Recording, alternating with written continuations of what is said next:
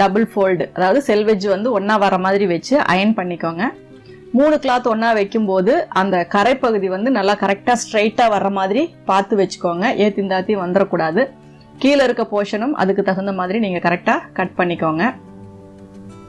இப்போ உயரம் எவ்வளோ அப்படிங்கிறத பார்த்துக்கோங்க. அந்த உயரத்தினோட மேலே வந்து ஒரு 1/2 இன்ச்சு ஷோல்டருக்காக நான் வந்து ஆட் பண்ணிக்கிறேன். இப்போ வந்து டோட்டலாக 14 இன்ச்சு மேலே வச்சுருக்கேன்.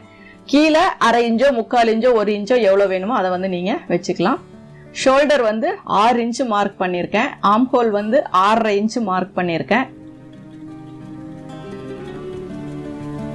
செஸ்ட் ரவுண்ட் வந்து 10.25 வந்து மார்க் பண்ணியிருக்கேன். ஏன்னா 37 + 4 இன்ச்சு, அப்போ உங்களுக்கு 41 இன்ச்சு வரும். அதை நீங்கள் பிரிக்கும் போது 10.25 இன்ச்சு உங்களுக்கு வந்து மார்பு சுற்றளவு கிடைக்கும். அதுக்கு பக்கத்தில் 1.5 இன்ச்சு அப்படிங்கிறது உங்களுக்கு சீம் அலவன்ஸ் விட்டுருக்கேன். இப்போ இடுப்பு சுற்றளவு